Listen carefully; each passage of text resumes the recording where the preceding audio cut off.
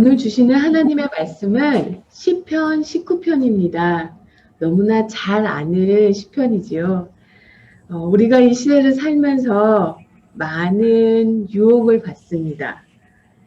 이 시간 주님의 말씀이 이 시대를 살아가는 하나님의 백성에게 무엇이라고 말씀하시는지 제가 시편 19편 개역개정으로 읽겠습니다. 하늘이 하나님의 영광을 선포하고 궁창이 그의 손으로 하신 일을 나타내는도다. 날은 날에게 말하고 밤은 밤에게 지식을 전하니 언어도 없고 말씀도 없으며 들리는 소리도 없으나 그의 소리가 온 땅에 통하고 그의 말씀이 세상 끝까지 이르는다. 하나님의 해를 위하여 하늘에 장막을 베푸셨도다. 해는 그의 신방에서 나오는 신랑과 같고 그의 길을 달리기 기뻐하는 장사 같아서 하늘이 이 끝에서 나와서 하늘 저 끝까지 운행함이며 그의 열기에서 피할 자가 없도다. 여호와의 율법은 완전하여 영혼을 소생시키며 여호와의 증거는 확실하여 우둔한 자를 지혜롭게 하며 여호와의 교훈은 정직하여 마음을 기쁘게 하고 여호와의 계명은 순결하여 눈을 밝게 하시는도다. 여호와를 경외하는 도는 정결하여 영원까지 이르고 여호와의 법도 진실하여 다 의로우니 곧 많은 승금보다 더 사모할 것이며 꿀과 송이 꿀보다 더 달도다. 또 주의 종이 이것으로 경고를 받고 이것을 지킴으로 상이 크나이다. 자기의 허물을 능히 깨달을 자 누구며 나를 숨은 허물에서 벗어나게 하소서. 또 주의 종에게 고의로 죄를 짓지 말게 하사 그 죄가 나를 주장하지 못하게 하소서. 그리하면 내가 정직하여 큰 죄가에서 벗어나겠나이다. 나의 반석이시오 나의 구속자이신 여호와여, 내 입술의 말과 마음의 묵상이 주님 앞에 연락되기를 원하나이다. 풀은 마르고 꽃은 시드나 하나님의 말씀은 영원히 서리라. 이 시간 성도님께서 예배드리는 시는 처서 곳곳마다 하나님의 놀라운 은혜가 있기를 소원합니다.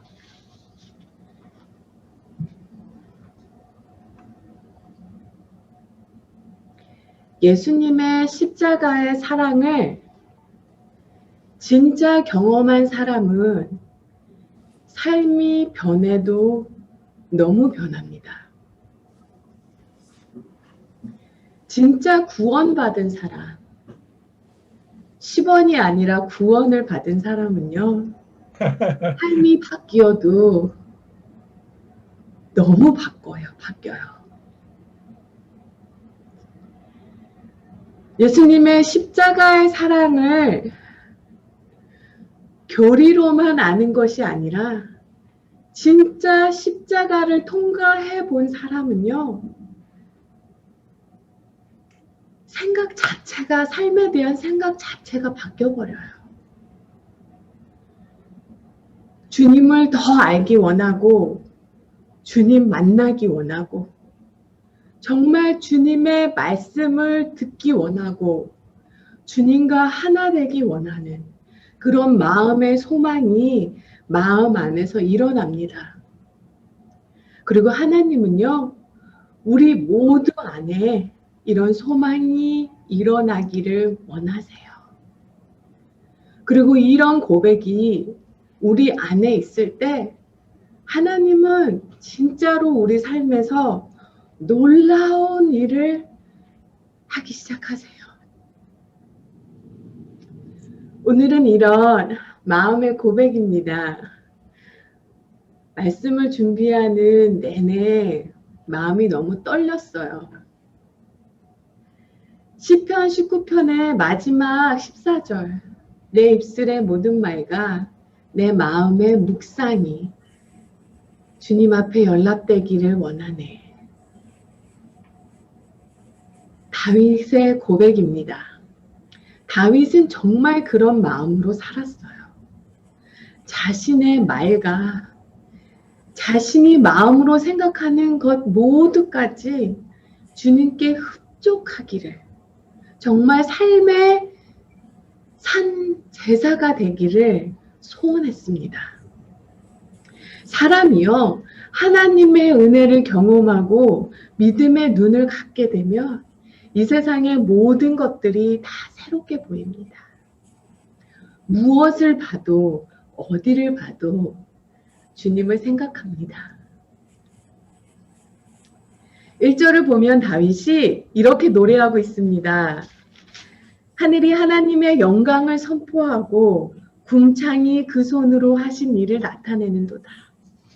그리고 2절부터 4절에서 다윗은 날은 낮에게 말을 하고 밤은 밤에게 지식을 전함으로 말미암아 비록 소리가 들리지는 않지만 그 소리가 온 땅까지 이르렀다고 노래하고 있습니다. 마치 낮은 낮에게 지식을 전하고 밤은 밤에게 지식을 전함으로 말미암아 하나님의 음성이 소리로는 들리진 않지만 하나님의 음성이 온 땅까지 이르렀다고 노래하고 있습니다. 세상에 운영 질서가 있다는 거예요. 세상의 운영 질서, 세상의 이치를 보며 그 속에서 다윗은 하나님의 음성을 듣습니다. 천지 만물을 통해 하나님의 음성을 듣습니다. 꽃 한 송이를 봐도요, 꽃이 이쁘다 하지 않고 그 꽃을 보면서 하나님의 섭리, 하나님의 음성을 들어요. 저희 집에 가을을 지나 국화가 잔뜩 피었어요.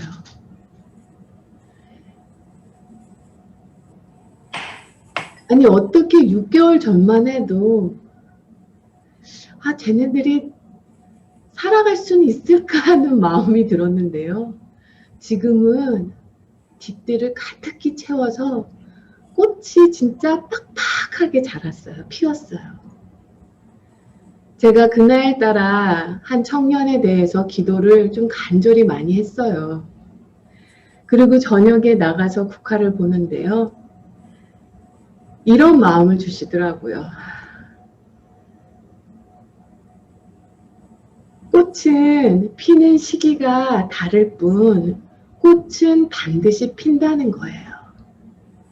하다못해 고추꽃도 한여름에 그렇게 자기 아름다움을 피우고 장미도 피는데 국화는 쟤는 꽃인지 풀인지 그랬는데요.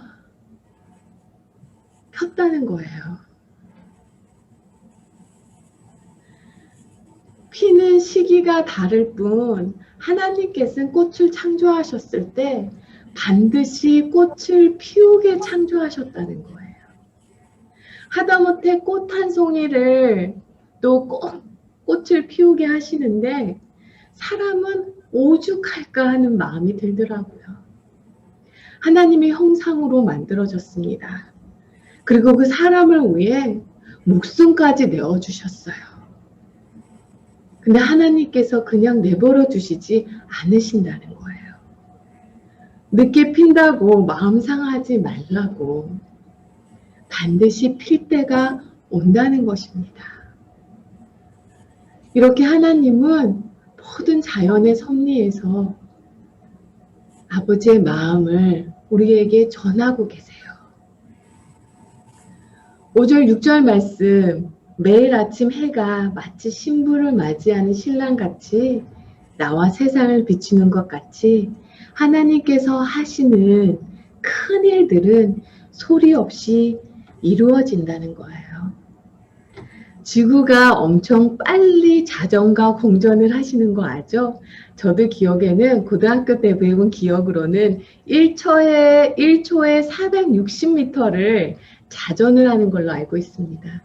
거기다 공전까지 하니 어마어마한 속도로 지구가 움직인다는 거예요. 그런데도 우리는 아무런 소리가 들을 수 없다는 거예요. 하나님이 일이 큰일이되 하나님은 너무나 조용히 일하신다는 거예요.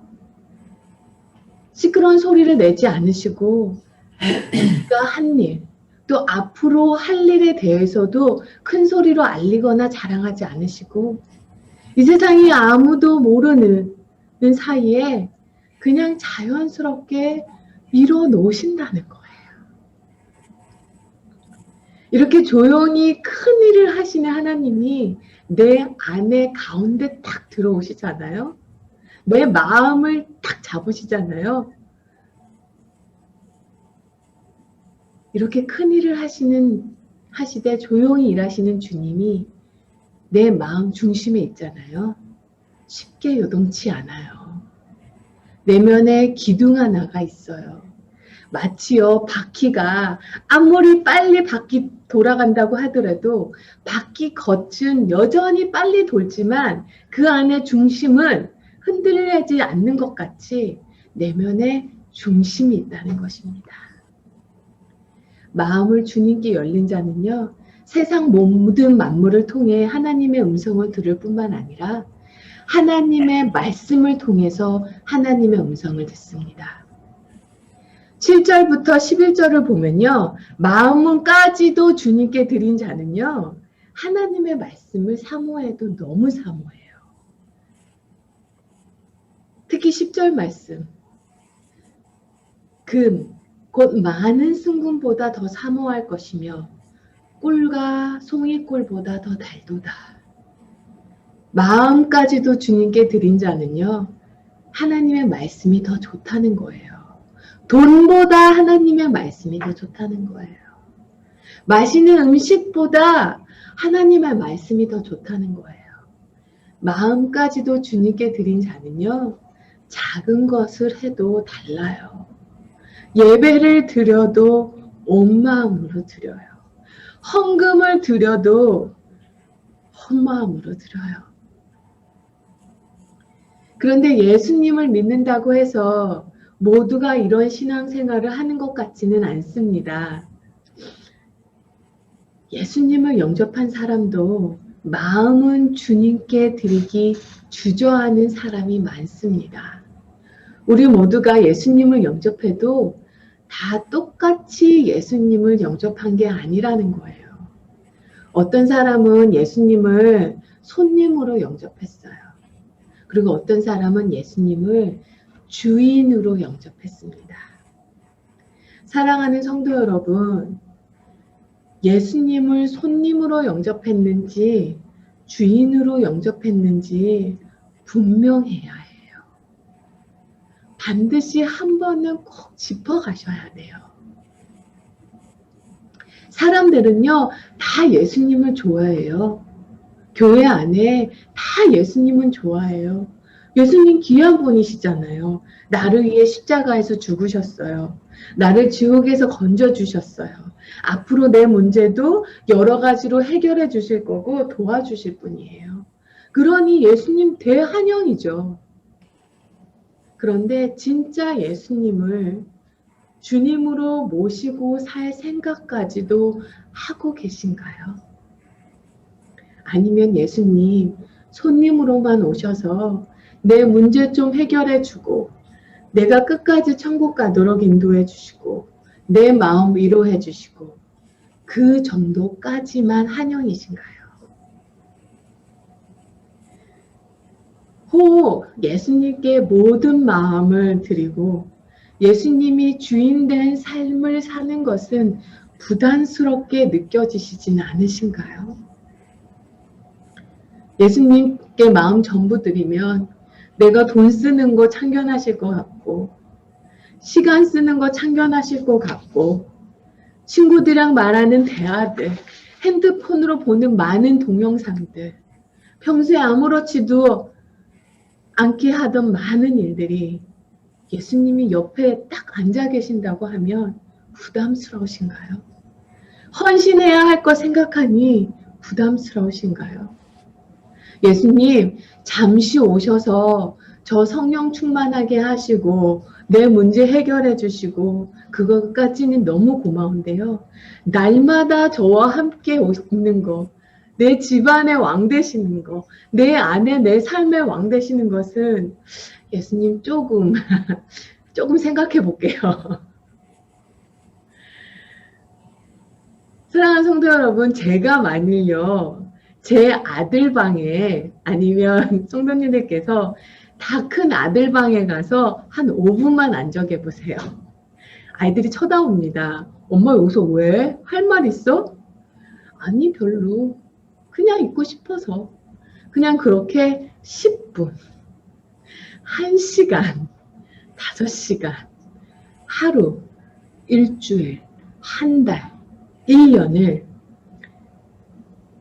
앉아 있는다고 생각해 보세요.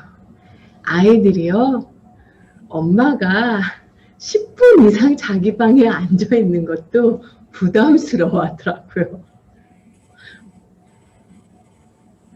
그런데 우리가 예수님을 이 정도로만 생각하고 있어요. 예수님이 주시는 많은 축복은 너무나 감사한데 예수님, 나의 삶의 주인으로, 내 마음의 주인으로 맞을 마음의 준비는 아직 없다는 것입니다. 그런데 마음까지도 주님께 드린 자는요, 12절 말씀같이 주님이 자기의 삶을, 자기의 마음을 주장하사 작은 죄도 짓지 않게 해달라고 합니다. 작은 죄도 짓고 싶지 않다는 것입니다. 모르고 짓는 죄, 알고도 짓는 죄, 알면서도 어쩔 수 없으니까, 남들도 다 그렇게 살아가니까, 아니면 이렇게 살지 않으면 세상에서 손해를 너무 보니까 이렇게 짓는 죄들 짓고 싶지 않다는 거예요. 그리고요, 죄를 자꾸 지게 되잖아요. 그 죄에 무뎌져서 죄를 지어도 전혀 꺼리낌이 없어집니다. 죄에 무감각해져요. 사람은 본래 마음에 하나님 두기를 싫어합니다. 로마서 1장 28절 말씀이요. 그들은 마음에 하나님 두기를 싫어하며. 그러니 우리에게는 다윗과 같은 결단이 필요해요. 이 결단이 없으신 분들은요, 삶이 바뀌지가 않아요. 주님, 제 마음을 주님께 드립니다. 내 삶의 주인 되시고 내 마음의 주신 되사 나를 주장하여 주옵소서. 이런 결단이 필요합니다. 그런데 너무 부담스러워해요. 더 이상 내 마음대로 내 계획대로 내 삶을 주장할 수가 없게 되니까 부담스럽습니다. 그런데 성도 여러분, 이거 반드시 기억하셔야 돼요. 예수님이 내 마음의 왕이 되지 않으시면 좋으실 것 같죠? 그런데 성경은요, 예수님이 내 마음의 왕 되시든지, 마귀가 내 마음의 왕 되시든지, 둘 중에 하나라는 거예요. 예수님이 마음의 왕 되지 않으면요, 실제로는 마귀에게 마음을 완전히 빼앗겨서 살아요. 제가 짚어드릴까요? 하루 종일 마귀가 주는 마음만 품고 삽니다. 먹고 사는 걱정, 사람에 대한 미움과 원망과 불만, 세상 죄에 대한 유혹, 엉뚱한 상상, 슬픈 생각, 열등감, 나도 모르게 별로 기쁜 게 없어요. 이런 생각만 품고 삽니다. 성경은요, 둘 중에 하나라고 했어요. 예수님을 주로 섬기던가, 마귀를 주로 섬기던가. 그러니 마음을 단단히 지키셔야 돼요. 마음까지도 주님께 드려야 합니다. 성령님은요, 진짜 인격적인 분이세요. 워낙 인격적이신 분이시라 우리가 원하지 않는데 억지로 우리를 이끌지 않으세요. 억지로 일하지 않으세요.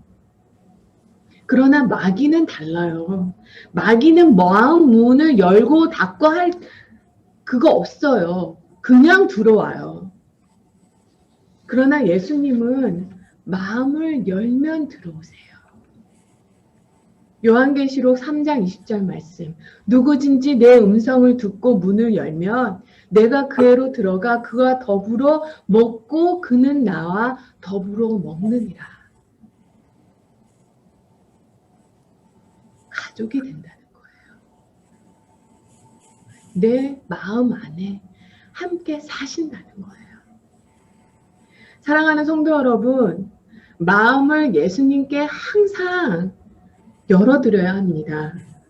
마음까지도 주님께 드려야 하나님께서 우리 삶 속에서 놀랍게 일하세요.